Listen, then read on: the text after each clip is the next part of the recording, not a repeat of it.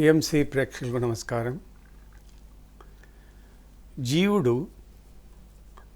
విశ్వంలోని అదృశ్య రూపం. ఈ విషయాన్ని గురించి కొన్ని విషయాలు తెలుసుకుందాం. ఈ జీవుడు అనేటువంటి పదాన్ని సాధారణంగా మనం ఎప్పుడూ ఉపయోగించాం. జనరల్గా ఒక మరణ సమయంలో వ్యక్తులు ఉపయోగిస్తుంటారు, జీవుడు వెళ్ళిపోయాడు, మనిషి చనిపోయాడు అని. మిగతా సందర్భాలు ఎప్పుడు ఈ జీవుడు అనే పదం ప్రజలు గుర్తు ఉండదు, ఉపయోగంలో ఉండదు, అన్వయిస్తూ ఉండరు. ఈ జీవుడు ఎవరు? ప్రపంచంలో అత్యంత అద్భుతమైనటువంటి విషయం ఏంటంటే మానవులకు జీవుడే. ఈ జీవుని గురించి ఎన్నో పరిశోధనలు జరుగుతున్నాయి, అధ్యయనాలు జరుగుతూ ఉన్నాయి. కానీ కొంతమంది జ్ఞానపరంగా తెలుసుకొని ఉన్నారు, సైంటిఫిక్గా దీన్ని ప్రూవ్ చేయలేకపోతున్నారు. కానీ మనకు సృష్టి గురించి, దైవత్వం గురించి, సృష్టి విధానం గురించి వేదాలు, ఉపనిషత్తులు అన్నీ చెప్పబడి ఉన్నాయి. అనేకమైనటువంటి గ్రంథాలు ఉన్నాయి ఈ శరీరం పైన, జీవుని పైన, జీవాత్మ పైన, చైతన్యం పైన. ఆధ్యాత్మిక పరంగానే మనం ఇప్పుడు ఆలోచన చేస్తాము ఈ సబ్జెక్ట్ గురించి. అది ఒక విధంగా థ్రిల్లింగ్ అనిపిస్తుంది. అసలు జీవుడు అనేవాడు ఉన్నాడా? ఎలా ఉన్నాడు? ఏ రూపంలో ఉన్నాడు? శరీరంలోకి ఎలా ప్రవేశించాడు? ఈ శరీరానికి జీవునికి సంబంధం ఏంటి అన్నటువంటి ప్రశ్నలు అనేకంగా ఉన్నాయి. కానీ ఇదొక వేదాంతమైన సబ్జెక్టు. దీనికి మనకు కొద్దిగా వేద జ్ఞానము, ఉపనిషత్తుల జ్ఞానం కూడా ఉండాలి. జీవ సృష్టి ప్రక్రియ తెలిసి ఉండాలి. దీనికి మనకు వేదాంతాలే ఆధారం. సృష్టి ప్రకరణాన్ని మనకు యోగ వాసిష్టంలో కానివ్వండి, మిగతా పవిత్ర గ్రంథాల్లో కొన్ని రహస్యాలు అక్కడక్కడ ఉన్నాయి. దీన్ని మనం ఒక పరిశోధన దృక్పథంలో ఆలోచన చేసే విషయాలు తెలుసుకోవాలి. ఇందులో భక్తి సారాంశం ఉండదు, కథా సారాంశం ఉండదు, అంత టెక్నికల్గా ఉంటుంది. అంటే అంత శరీరం పైన జరుగుతూ ఉంటుంది విచారణ. కాబట్టి ధ్యానులు, సాధకులు ఒక విషయం గుర్తుపెట్టుకోవాలి. మనం అనుకుంటుంటాం ఇప్పుడు ధ్యానం చేస్తున్నాం, సాధన చేస్తున్నాం, యోగం చేస్తున్నామని. ఒకటి గుర్తుపెట్టుకోవాలి, ధ్యానం చేసేది నువ్వు నేను కాదు, మనిషి కాదు, అంటే శరీరం కాదు. ధ్యానం చేసేది జీవుడు. మనం అనుకుంటున్నాం నేను చేస్తున్నామని. ధ్యానం చేసేది జీవుడే, ధ్యాన ఫలితాలు జీవునికే, మనకేమీ ఉండవు. జీవుని ఉద్ధరించడమే ఈ శరీరం యొక్క బాధ్యత. ఎందుకంటే జీవుడు అజ్ఞాని. ఆ అజ్ఞానికి జ్ఞానం కలిగించి ఆ జీవునికి మోక్షం కల్పించాలి. మోక్షం నీకు, నాకు, శరీరానికి కాదు, మోక్షం జీవునికి. కాబట్టి మరణించిన తర్వాత ఈ శరీరం ఏమవుతుంది? కాలిపోతుంది, లేదా పూర్తి చేస్తారు, ఖండం చేసేస్తారు. ఇంకా మిగిలి ఉండేది ఏది? జీవుడే. వాడే జీవుడు. వానికి మోక్షం కల్పించాలి, శరీరానికి మోక్షం కాదు. అంతేకాకుండా మరణించిన తర్వాత మోక్షం అనేది కుదరదు. మోక్షం అనేవాడు సాధకుడు ఎప్పుడు పొందాలంటే జీవించి ఉండగానే మోక్షం పొందాలి. అదే మన వేదాంతము, అదే మన యోగ శాస్త్రం యొక్క మూలం. దీనే జీవన్ముక్తి అంటాం. ముక్తి అనేది జీవించి ఉండగానే పొందాలి, మరణించిన తర్వాత కాదు. కాబట్టి జీవించి ఉండగానే ఒక మార్గం ఏర్పరచుకొని సాధకుడు మోక్షాన్ని పొందాలి. అది కంప్లీట్ ఒక జీవన విధానము, అదొక వ్యవస్థ. ఇది భౌతిక శరీరం, జడమైన శరీరం. జడధర్మాలతో కూడినటువంటి జడ పదార్థములతో తయారైనటువంటిది ఈ శరీరం. ఈ శరీరం ధ్యానం చేయడం అనేది కుదరదు. జడ పదార్థం ఎంత, ఇందులో ఏముంది? కండరాలు, ఎముకలు, రక్తము, నరాలు ఉన్నాయి. ఇది ఏం చేస్తుంది? జడ పదార్థం కదా అది. ఎన్ని జడ పదార్థాలే. కానీ దీనిలో చైతన్య పదార్థం ఒకటి ఉంది, అదే జీవుడు. ఆ జీవుని గురించి మనం తెలుసుకోవాలి. ఇది అదృశ్య రూపం, దీనికి రూపం లేదు, నశింపు అయ్యేది కూడా కాదు. శరీరం నశిస్తుంది, అది జీవుడు నశించడు. దీనికి మూలం పోతే ఈ జీవుడి గురించి మనం ఎలా తెలుసుకోవాలి? ప్రతి ఒక్క వ్యక్తిలో జీవుడు ఉన్నాడు. జీవుడు అంటూ ఉంటాం. దాని ప్రాధాన్యత ఏంటి? నిత్య జీవితంలో మనం ఆ జీవంతో ఎలా జీవితం గడుపుతున్నాం? ఆ జీవుడు ఏం చేస్తున్నాడు? గతి గమనాలు ఏంటి? దాని యొక్క చమత్కార క్రియలు ఏంటి? ఏ విధంగా జీవుడు నీకు ఉపయోగపడుతున్నాడు? అసలు జీవుడు అనేవాడు ఉన్నాడా? వాడి రూపం ఏంటి అన్నటువంటి ప్రశ్నలు మనకి ఎన్నో ఉన్నాయి. ఈ జీవుని గురించి మనం తెలుసుకోవాలంటే మొదలు మనం ఈ సృష్టి విధానం గురించి అర్థం చేసుకోవాలి. ఈ సృష్టి 2 ధర్మాలపైన పనిచేస్తూ ఉంటుంది. 2 ధర్మాలు, సృష్టి ధర్మాలు. ఒకటి ఆత్మధర్మము, ధర్మం పైన పనిచేస్తుంది. 2 కర్మ సిద్ధాంతం, ధర్మ సిద్ధాంతము, కర్మ సిద్ధాంతం. ధర్మ సిద్ధాంతమే ఆత్మ, కర్మ సిద్ధాంతమే జీవుడు. చూడండి, ఈ రెండే సృష్టిలో ఉండేది, దేవుడు, జీవుడు. కాబట్టి ప్రధానమైన వస్తువులు సృష్టిలో రెండే ఉండేది, జీవుడు, పరమాత్ముడు. ఈ జీవుడు పరమాత్మ కొరకు ప్రయత్నం చేస్తూ ఉంటాడు, పరమాత్మ అనుభూతి పొందాలని ప్రయత్నం చేస్తుంటాడు జీవితం అంతా. అంటే సాధకులు కొద్దిమంది. కాబట్టి ఈ రెండింటిని విచారించడమే ఆ జీవుని విచారించడం. జీవుడు చేసే కర్మలను గమనిస్తూ ఉంటాడు పరమాత్ముడు, వాటికి ఫలితాలను అందిస్తూ ఉంటాడు పరమాత్ముడు. జీవుడు అజ్ఞాని, ఏమీ తెలియదు. చూసారు, పరమాత్మునికి 2 జన్మలు ఉంటాయి, గుర్తుపెట్టుకోండి. ఒకటి ఆత్మ, రెండోది జీవాత్మ. కాబట్టి పరమాత్ముడు నిర్గుణుడు, నిరాకారుడు, ఆకారం ఏమీ లేదు, ఒక సూక్ష్మ అణువు. సృష్టిలో దేవుడు, దైవత్వం అంటే అణువే. భౌతిక రూపం ఉన్నటువంటి దేవుడు ఎవరూ లేరు, దైవత్వం ఒకటే ఉండేది. ఆ దైవత్వమే ఆత్మ. చూసారా, ఆ పరమాత్మకు ఉన్నటువంటి జన్మలు 2. ఒకటి ఆత్మ, ముందు ఆత్మ వచ్చింది, ఆత్మ యొక్క రూపమే జీవాత్మ. ఆ జీవాత్మని ప్రాణం ధరించి ఉంటాడు కాబట్టి వాడు జీవుడు అని పేరు. ఇట్లా 2 జన్మలు అన్నమాట పరమాత్మనికి. కాబట్టి ఆత్మ పరమాత్మనే, జీవుడు కూడా పరమాత్మనే. కాబట్టి మన శరీరంలో జీవుడు ఎవరంటే పరమాత్మ యొక్క అంశయే, అది గుర్తుపెట్టుకోవాలి. కాబట్టి మన శరీరంలో, మన హృదయస్థానంలో ఒకే కొమ్మ పైన 2 పక్షులు ఉంటాయి, ఒకే కొమ్మ పైన ఉంటాయి. ఒకటి ఆత్మ, ఒకటి జీవాత్మ. జీవాత్మ కర్మలు చేస్తూ ఉంటుంది శరీరం ద్వారా, దాని ఫలితాలు అందిస్తుంటుంది ఆత్మ. ఈ 2 ఒకే శరీరంలో, ఒకే కొమ్మ పైన, ఒకే ప్రాంతంలో జీవిస్తూ ఉంటాయి మన శరీరంలో. దాన్నే మనం తెలుసుకోవాల్సిందే. శరీరం ప్రధానం కాదు.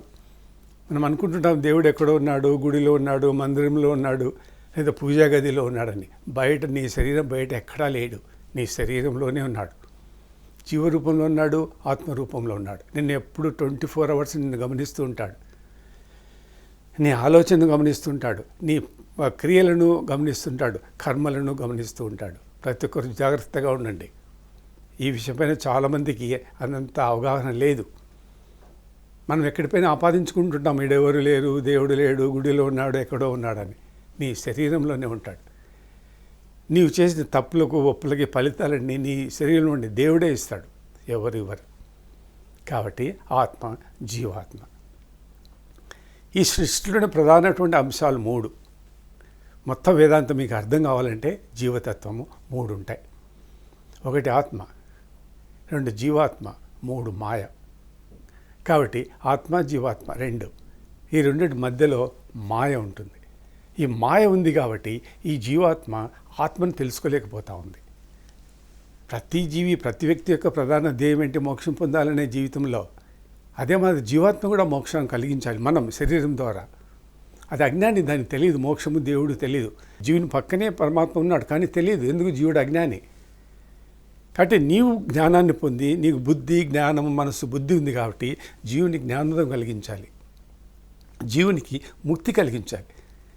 కాబట్టి మనం ముక్తి సాధన చేస్తున్నామంటే చేసేది నీవు కాదు, జీవుడే. జీవుని ద్వారా నువ్వు చేయించాలి, భౌతిక శరీరం ద్వారా కాదు చేయించేది. కాబట్టి ఈ 3 విధానాలను తెలుసుకున్నవాడే నిజమైనటువంటి సాధకుడు. ఆత్మ, జీవాత్మ, ఈ 2 మధ్యలో మాయ. ఈ మాయను ఛేదించడమే నీ కార్యక్రమం.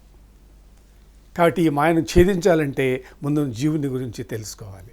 నువ్వే జీవుని, నీ శరీరంలో ఉండే యంత్రమే జీవుడు. అది దాన్నే మనము జీవుడు అని పిలుస్తాం. ఒక వ్యక్తి యొక్క జీవితంలో ప్రధాన అంశం ఏంటంటే పూజలు, కార్యక్రమాలు, భయంకరమైనటువంటి కఠోరమైనటువంటి ఆధ్యాత్మిక సాధనలు కావు. జీవవేద బ్రహ్మయో భవతి. జీవజ్ఞానమే బ్రహ్మజ్ఞానం. బ్రహ్మను నువ్వు పొందలేవు, చూడలేవు, పరమాత్మను దర్శించలేవు. పరమాత్మ నీకు భౌతిక శరీరం కాదు, ఒక వ్యక్తి కాదు, ఒక శక్తి. కానీ ఎలా పొందాలంటే జ్ఞానం ద్వారా పొందాలి. ఆ జ్ఞానమే జీవజ్ఞానం, అదే ఆత్మజ్ఞానం. జీవవేద బ్రహ్మయో భవతి. నువ్వు జీవుని గురించి తెలుసుకుంటే పరమాత్మని గురించి తెలుసుకున్నట్లే. మనం జీవుని గురించి తెలుసుకోకుండా పరమాత్మను పొందాలని ప్రయత్నం చేస్తున్నాం, మనం ఎప్పుడు పొందలేం. జీవుని ద్వారా పరమాత్మ దగ్గర పోవాలని, పరమాత్మ దగ్గర జీవునికి వచ్చే ప్రసక్తి ఉండదు. జీవుడే పరమాత్ముడు. నువ్వే నేను, నేనే నువ్వు, అతడెవరో అతడు కూడా నేనే, నేనెవరో అతను కూడా అతడే. కాబట్టి జీవుడు, పరమాత్మ, ఈ రెండిట్లో జీవుడు ప్రధానం మానవునికి సాధనా విధానంలో. కాబట్టి ఈ 3 సాధించాలి. ఈ సృష్టిలో రెండు వస్తువులు ఉంటాయి, శాశ్వతమైనది, అశాశ్వతమైనది. శాశ్వతమైనదాన్ని మనం అజములు అంటాం. అజం అంటే దేనికి ఉత్పత్తి కానిది, దేనికి పుట్టనిది అని. అటువంటి ఏంటంటే ఒకటి పరమాత్మ, రెండు ప్రకృతి, మూడు జీవాత్మ. ఈ మూడు అజములు, శాశ్వతములు, మరణము లేనిటివి, దేనికి ఉత్పన్నం కానివి. దేనికి ఉత్పన్నం కానివే ఈ సృష్టిలో శాశ్వతంగా ఉంటాయి. ఉత్పన్నమైనటివి అన్నీ నశించిపోయేటివి. ఏదో ఒక పదార్థం నుంచి ఒక పదార్థం ఉత్పత్తి అవుతుంది, దేనో దాని నుంచి పుట్టాలి, అవన్నీ నశించిపోతాయి. శాశ్వతంగా నిలిచేది ఈ మూడే. పరమాత్ముడు శాశ్వతము, ఆయన యొక్క రూపమే ప్రకృతి. మూడు గుణాలు అన్నమాట, సత్వ రజ స్తమో గుణాలే ప్రకృతి. ఈ మూడు గుణాల నుంచే సృష్టి ప్రారంభమైంది. ఈవెన్ త్రిమూర్తులు కూడా పుట్టింది ఈ మూడు గుణాల నుంచే. విష్ణుమూర్తి సత్వగుణము, బ్రహ్మ రజోగుణము, ఈశ్వరుడు తమో గుణము. ఈ మూడు గుణాలతో పుట్టిన వాళ్ళే వీళ్ళు. మనం కూడా త్రిగుణాలతో పుట్టిన వాళ్ళమే. మనకు అన్ని గుణాలు ఉంటాయి, త్రిగుణాలు ఉంటాయి మనకు. వాళ్ళంతా ఒక్కొక్క గుణంతో పుట్టారు. చూసారా, సమస్త సృష్టిలో అంతా చరాచర ప్రపంచం కానీ, దేవుళ్ళు కానీ, జీవకోటి కానీ, ప్రతి ఒక్కరూ మనం ఈ ప్రకృతి నుంచే పుట్టాం. అందులో ఒకటి జీవాత్మ, వాడే జీవుడు. ఆ జీవుని గురించే తెలుసుకోవాలి. ఈ మూడు శాశ్వతాలు, వీటికి మరణం లేదు.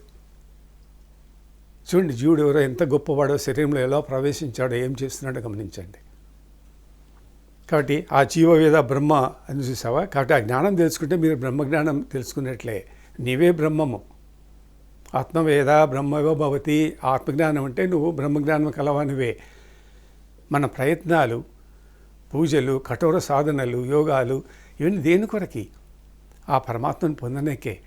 ఆ పరమాత్మనే జీవుడు జీవాత్మ. వారిని సాధించాలి. అది జ్ఞానం ద్వారానే సాధ్యం. జీవవేద బ్రహ్మై అంటే జ్ఞానం ద్వారానే తెలుసుకోవడానికి వీలవుతుంది. ఎందుకంటే అది భౌతిక వస్తువు కాదు, జ్ఞానం ద్వారా తెలుసుకోవాలి. అందుకే ఆత్మజ్ఞానం సంపాదించండి, జ్ఞానం సంపాదించండి అంటూ ఉంటారు. జ్ఞానం అంటే ఏంటి? దేని గురించి? జీవాత్మని గురించే. కాబట్టి ఈ జీవసృష్టి ఎలా జరిగిందంటే మూడు విధాలు, మూడు దశలు ఉంటాయన్నమాట.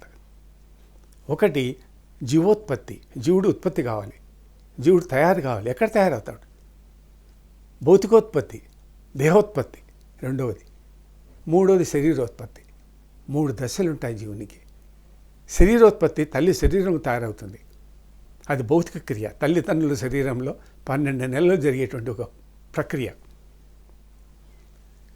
కాబట్టి ఆ గర్భంలో భౌతిక శరీరం తయారవుతుంది అంతే. ఈ 12 నెలల డ్యూరేషన్లో తల్లి 9 నెలల గర్భం దాలుస్తుంది, తండ్రి 3 నెలల గర్భం ధరిస్తాడు. అంటే ఈ జీవోత్పత్తిలో తండ్రి కూడా ప్రెగ్నెంట్, గర్భం ధరిస్తాడు 3 నెలల కాలం. తర్వాత 9 నెలలు తల్లి శరీరంలో. కాబట్టి జీవసృష్టి ప్రక్రియ మొత్తం 12 నెలల క్రియలో జరుగుతుంది. కాబట్టి తల్లిదండ్రుల శరీరంలో భౌతిక క్రియ జరిగేది 9 నెలలు, తండ్రిలో 3 నెలలు, తల్లిలో 9 నెలలు. ఇంకా మిగతావి ఇది శరీరోత్పత్తే, భౌతికోత్పత్తి జరిగేది 9 నెలల కాలమే. అందుకే మానవుడు పరమాత్ముని యొక్క స్వరూపము అని అంటుంటారు. తల్లిదండ్రులు తాత్కాలికమే, ఇది ఒక ఏర్పాటు అన్న సృష్టి విధానంలో ఏర్పరిచేట ఒక ఏర్పాటు అంతే. మనమంతా తల్లిదండ్రుల అంశం కాదు, దైవాంశలు. మనమంతా తల్లిదండ్రుల అంశ అనుకుంటుంటాం. కాదు, తల్లిదండ్రులు కేవలం భౌతిక క్రియకే, లౌకిక క్రియకే వేదాంతంలో తల్లిదండ్రుల పాత్ర లేదు. కేవలము లౌకిక ప్రపంచంలో మనం ప్రాధాన్యత ఇచ్చుకుంటాం తల్లిదండ్రి అని. మంచిదే, అది సమాజానికి సంబంధించింది, లౌకికానికి సంబంధించింది. సృష్టి విధానంలో, వేదాంతంలో, సృష్టి ప్రక్రియలో మనకు తల్లిదండ్రుల పాత్ర కేవలము పరిమితం. ఇంకపోతే ఈ భౌతికోత్పత్తి ఏంటి, జీవోత్పత్తి ఏంటి, ఇది మానవునికి తెలియదు. ఈ రెండు క్రియలు తల్లిదండ్రుల శరీరంలో జరగవు. ఈ దైవానికి సంబంధించిన క్రియ అంటే జీవసృష్టి ప్రక్రియ అనేటువంటి ఒక వేదాంతం ఉంది.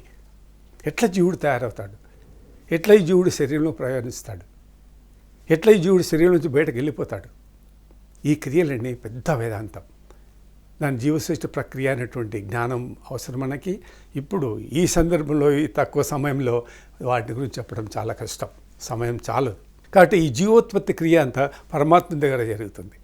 భౌతికోత్పత్తి కూడాను పరమాత్మకు సంబంధించిన క్రియనే, మనకు తెలియదు. అయితే జ్ఞానం ద్వారా మనం తెలుసుకోవచ్చు. ఎందుకంటే సృష్టి విధానానికి అంత జ్ఞానం ఉంది, సృష్టి శాస్త్రం ఉంది, వేదాలు ఉన్నాయి, ఉపనిషత్తులు ఉన్నాయి, యోగ వాసిష్టం ఉంది. కాబట్టి ఈ సృష్టి విధానం, మానవ జీవ సృష్టి ఎలా జరిగిందో చాలా విస్తృతమైనటువంటి సబ్జెక్ట్ అన్నమాట.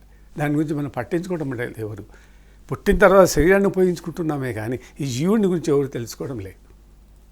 ఇది కూడా వేదాంతము జ్ఞానంలో ఒక భాగమే. ఈ క్రియా విధానం తెలుసుకొని మనం మోక్షం పొందలేం. పూర్వకాలం యోగులందరూ ఈ జీవుని ద్వారానే, జీవాత్మ పరమాత్మల యొక్క సంయోగం ద్వారానే మోక్షాన్ని పొందారు. కాబట్టి జీవుడు అనేవాడు సపరేట్గా ఉన్నాడు, ఆత్మ అనేది సపరేట్గా ఉంది. ఈ ఇద్దరు దూరంగా ఉన్నారు.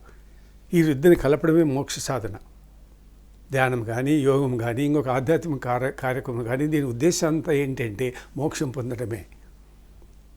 అంటే జీవాత్మ పరమాత్మల కలయిక. దీన్నే జీవ బ్రహ్మైక్య రాజయోగం అంటాం. జీవుడు బ్రహ్మతో కలిసిపోవాలి. చివరికి నీ ఆధ్యాత్మిక సాధనలు, యోగం యొక్క పరాకాష్ఠ ఏంటి? జీవుడు పరమాత్మ కలిసిపోవాలి. ఆ క్రియనే మనం చేయాల్సింది. అదే మనకు అంతరంగంలో జరిగేది. దాన్ని మనం జీవసృష్టి క్రియా విధానం అంటాం. కాబట్టి ఈ విధంగా మనం విచారణ చేసుకుంటూ పోతే జీవోత్పత్తి అంతా భగవంతుని క్రియ సూక్ష్మంలో జరుగుతుంది, మనకు తెలియదు. అయితే దాని జ్ఞాన రూపంలో తెలుసుకోవచ్చు. భౌతికోత్పత్తి అంటే జీవుడు పంచభూతాలతో ఆవరిస్తాడు. భౌతిక శరీరం అవుతుంది అన్నమాట. పాంచభౌతిక శరీరం అంటాం. పంచభూతాలతో ఈ భౌతిక శరీరం తయారవుతుంది, ఆవరిస్తాయన్నమాట. తర్వాత పూర్తి జడమైన శరీరం తల్లి శరీరంలో తయారవుతుంది. ఈ విధంగా తయారవుతూ వస్తుంది.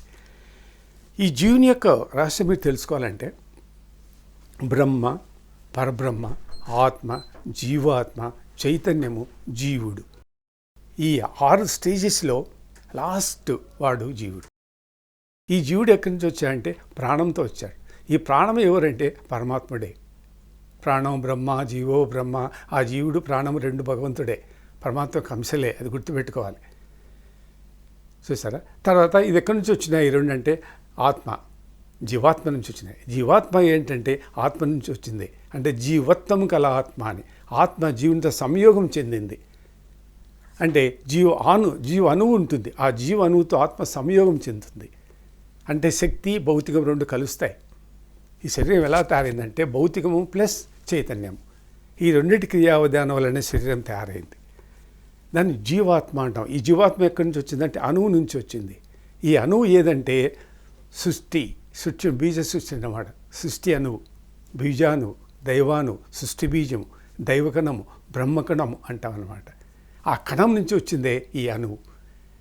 ఈ అణువు ఆత్మక సంయోగం వల్ల జీవాత్మ అవుతుంది. ఈ జీవాత్మకు ప్రాణం ఉండదు. ఎప్పుడైతే ప్రాణం దానికి సంయోగం చెందుతుందో అది జీవాణు అవుతుంది.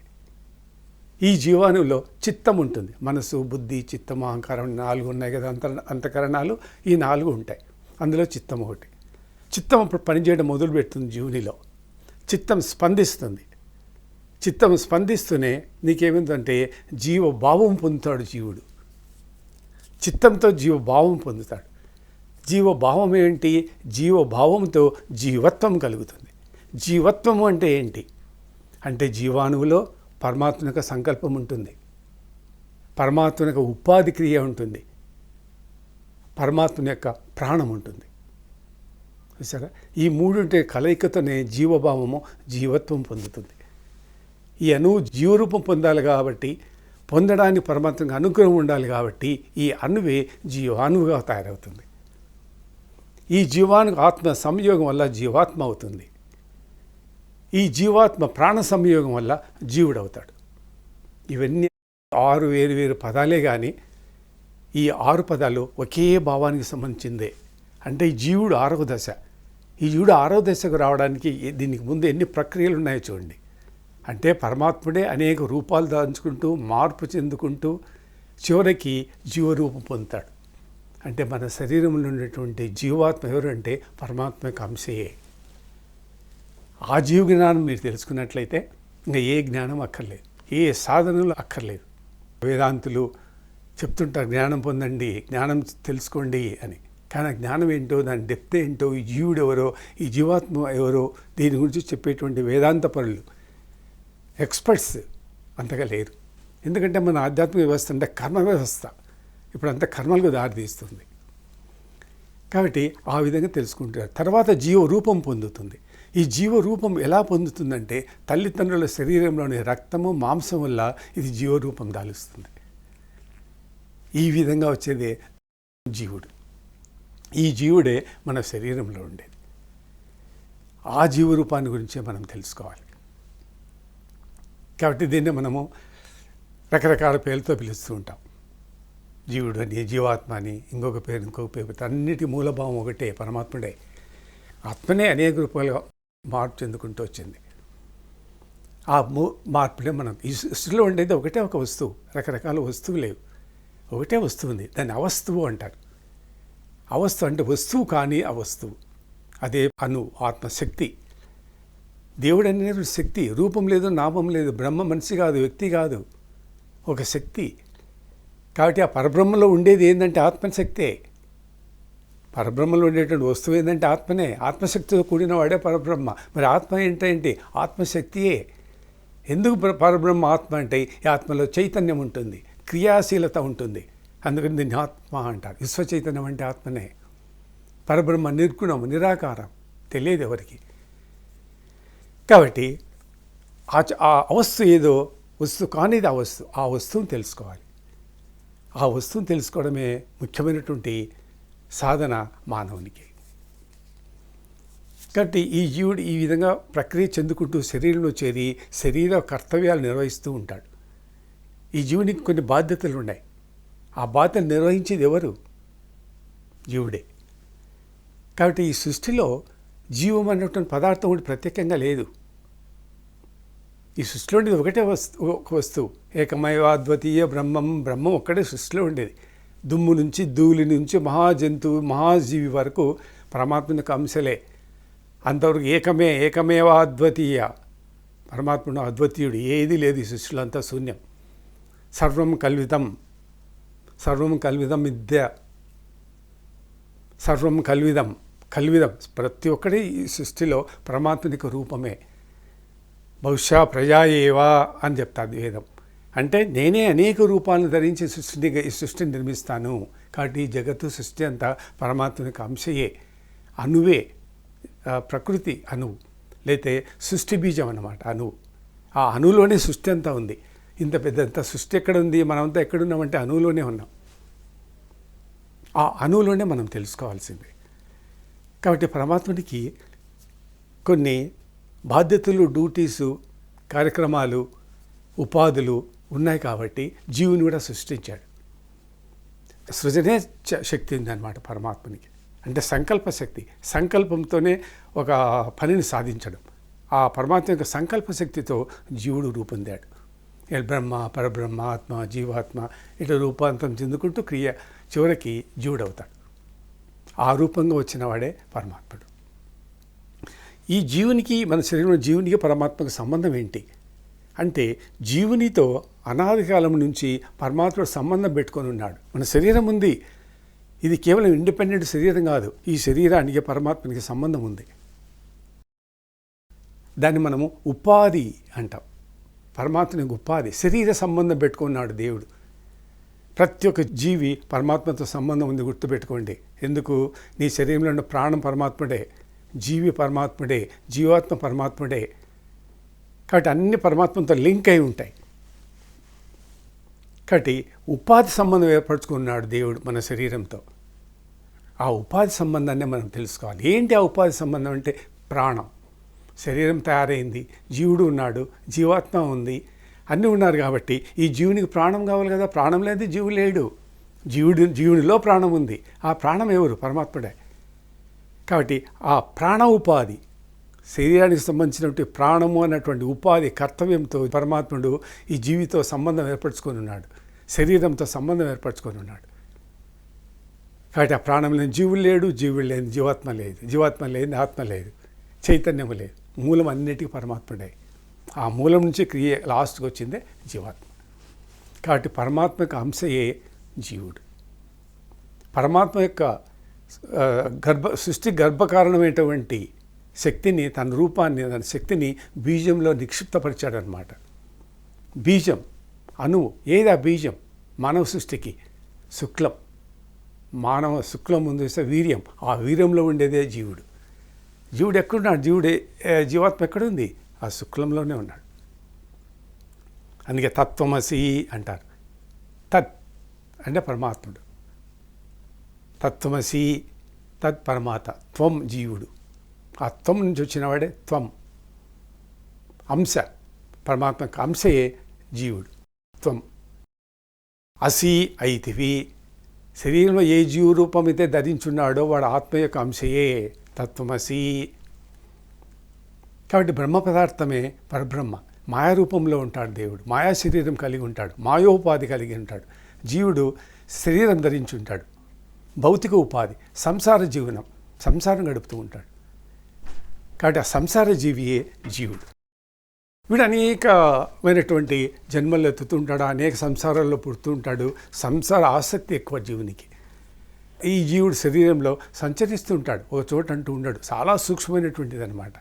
కళ్ళల్లో ఉంటాడు, జాగ్రత్త అవస్థలో ఉంటాడు, నిద్రావస్థలో ఉంటాడు, స్వప్నావస్థలో ఉంటాడు, తుర్యావస్థలో ఉంటాడు, సుష్మ్నావస్థలో ఉంటాడు.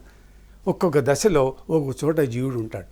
ఒక ప్రాంతం అనేది ఉండదు, కానీ మూలస్థానం మాత్రం ఇదే, ఇక్కడే ఉంటాడు. కానీ అంత సంచరిస్తూ ఉంటాడు శరీరం అంతా. జీవునికి గతి గమనాలు ఉన్నాయి, తిరుగుతూ ఉంటాడు, సంచారం చేస్తుంటాడు, దిశా దశలు ఉన్నాయి. జీవుడు మన శరీరం బయట నుంచి శరీరంలోకి వస్తాడు, మరణించిన తర్వాత శరీరం నుంచి బయటకు పోతాడు. ఈ క్రియ ఎలా జరుగుతుంది అంటే జీవునికి గతి గమనాలు ఉన్నాయి. అదే మన శరీరంలో ఒక ప్రాంతం నుంచి ఇంకొక ప్రాంతాన్ని పోతూ ఉంటాడు. మనం జీవించుండగానే ట్రాన్స్ యోగం అని చేస్తుంటాం, ఇతర లోకాలకు పోతూ ఉంటాం మనం ట్రాన్స్ యోగంలో. అంటే జీవాత్మ పరమాత్మ నుండి విడదీయుట. అది ఎలా జరుగుతుంది? జీవునికి గతి గమనాలు ఉన్నాయి కాబట్టి మనం ఆ సాధన చేయగలుగుతున్నాం. సమాధిలోకి జీవుడు ఎలా వెళ్ళిపోతాడు? దాని గతి గమనాలు ఉన్నాయి కాబట్టి అది చేస్తున్నాడు. కాబట్టి శరీరం నుంచి బయటకు పోతాడు, శరీరం నుంచి లోపలికి వస్తాడు. శరీరం లోపల కూడాను అంతరంగా ప్రయాణం చేస్తుంటాడు, నాడుల్లో సంచరిస్తుంటాడు, అనేక కేంద్రాలలో సంచరిస్తూ ఉంటాడు. ఎందుకంటే జీవుడు సూక్ష్ముడు, సూక్ష్మాతి సూక్ష్ముడు, తిరుగుతూ ఉంటాడనమాట. కాబట్టి పరమాత్మనికి ఆవర్తనే జీవుడు. వివర్త అంటే రూపం దాల్చడం. పరమాత్మనే జీవరూపం దాల్చాడు అనమాట. ఆ జీవుడే మన శరీరంలో ఉండే. కాబట్టి మరికొన్ని విషయాలు మరొక మారు తెలుసుకున్నాం. నమస్తే.